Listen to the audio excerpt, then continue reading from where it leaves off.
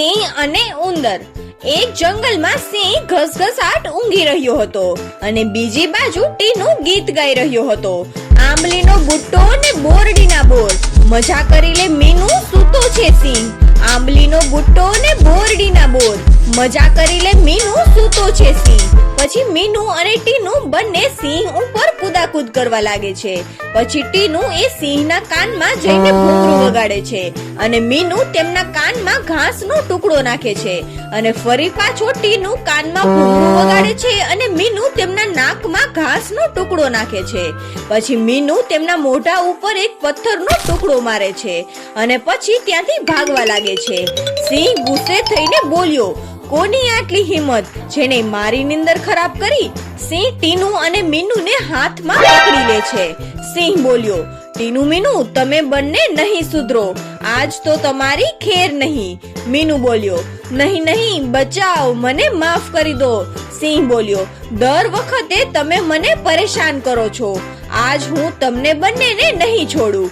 જેવો સિંહ બંનેને ખાવા જતો હતો ત્યાં જ નાનીજી ત્યાં આવી જાય છે અને તે બોલ્યા, અરે ઉભો રે શેરુ, આ શું કરી રહ્યો છે તું? છોડી દે એ બંનેને. સિંહ બોલ્યો, નહીં નાનીજી, આ બંને દરરોજ મને પરેશાન કરે છે, આજ તો હું આને સબક શીખવીને જ રહીશ. નાની બોલ્યા, શેરુ બેટા, બની શકે કે આ બંને કોક દિવસ તારા કામ આવે, છોડી દે એને. સિંહ બોલ્યો, આ નાના ઉંદરડાઓ મારા શું કામ આવશે? પણ તમે મને કહો છો એટલા માટે હું તેમને છોડી દઉં છું.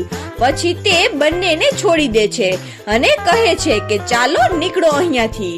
નાની બોલ્યા, ટીનુ મીનુ હવેથી શેરુને પરેશાન ના કરતા. બંને ઉંદરો બોલ્યા, હા ઠીક છે નાનીજી, અને ત્યાંથી બંને ભાગવા લાગે છે. નાની બોલ્યા, ચાલ શેરુ, હવે ગુસ્સો છોડી દે અને ગરમા ગરમ ગાજરનો હલવો ખા. સિંહ મજાથી હલવો ખાવા લાગે છે. સિંહ બોલ્યો, વાહ નાની, શું સ્વાદિષ્ટ હલવો બનાવ્યો છે, મજા આવી ગઈ. Thank you નાનીજી. નાનીજી બોલ્યા, બસ બસ, no thank you bank you, હવે હું જાઉં છું. સિંહ બોલ્યો, ચાલો હું તમને છોડી આવું છું. પછી સિંહ તેમને છોડવા માટે જાય છે. નાની બોલ્યા, ચાલ શેરુ, હવે પછી મળીએ. આમ કહીને નાની આગળ વધવા લાગે છે અને સિંહ એ જંગલમાં પાછો ફરે છે. થોડી જ વારમાં સિંહનો બચાવ બચાવ એવો અવાજ નાનીજીને સંભળાય છે. નાની બોલ્યા, આ તો શેરુનો અવાજ છે, લાગે છે કે તે કોઈ મોટી મુસીબતમાં ફસાયો છે. તે જલ્દીથી જંગલમાં પાછા આવે છે અને સિંહને ગોતવા લાગે છે. સિંહ બોલ્યો, નાનીજી અહીંયા ઉપર છું હું. નાની ઉપર જોવે છે અને તે બોલ્યા, અરે તું તો શિકારીના ઝાડમાં ફસાઈ ગયો છે. શું કરું હવે હું, શું કરું, કોને બોલાવું? શેરુ, ત્યાં લગીન તું તારા દાંત વડે ઝાડને કાપવાની કોશિશ કર. સિંહ બોલ્યો, કોશિશ તો હું કરું જ છું નાનીજી, પણ આને કાપવા માટે અણીદાર દાંત જોઈએ. નાની વિચારવા લાગ્યા, અણીદાર દાંત, અણીદાર દાંત કોના છે? નાની બોલ્યા, અરે હા, આઈડિયા. શેરુ, તું ડરીશ નહીં, હું અત્યારે જ મદદ માટે બોલાવું છું.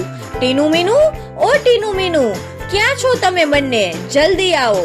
સિંહ બોલ્યો, અરે નાનીજી, તમે મદદ બોલાવી રહ્યા છો કે મુસીબત? નાની બોલ્યા, મેં મદદ માટે જ બોલાવ્યા છે શેરુ, તું બસ જોતો જા. એટલામાં ટીનુ મીનુ ત્યાં આવી જાય છે. મીનુ બોલ્યો, નાનીજી તમે બોલાવ્યા અને અમે આવી ગયા. નાની બોલ્યા, ટીનુ મીનુ જરા ઉપર જુઓ, શેરુ એ શિકારીના ઝાડમાં ફસાઈ ગયો છે, જલ્દીથી ઉપર જાઓ અને ઝાડને કાપી નાખો. મીનુ બોલ્યો, જો હુકુમ નાનીજી. પછી બંને જલ્દીથી ઉપર ચડી જાય છે અને પછી બંને ઝાડને કાપવા લાગે છે. બધી બાજુથી ઝાડને કાપી નાખે છે. મીનુ બોલ્યો, શેરુભાઈ ઝાડ તૂટવાની છે, જરા સંભાળીને. એટલામાં ઝાડ તૂટી જાય છે અને સિંહ એ નીચે પડે છે. નાનીજી બોલ્યા, જોયું શેરુ, આજે આ નાનકડા ઉંદરોએ જ એક મોટા સિંહની જાન બચાવી. ક્યારેક ક્યારેક નાની વસ્તુ પણ મોટું કામ કરી શકે છે. સિંહ બોલ્યો, તમે ઠીક કહો છો નાનીજી, ભલે મુસીબત હોય કે પરેશાની, બધાનો હલ શોધી લે છે અમારી નાની. તો બાળ મિત્રો, આ વાર્તા પરથી આપણને શીખવા મળે છે કે ક્યારેક નાનું પ્રાણી કે નાની વસ્તુ પણ મોટું કામ કરી શકે છે. તેથી કોઈને પણ નાનું કે નબળું સમજીને અવગણવું નહીં.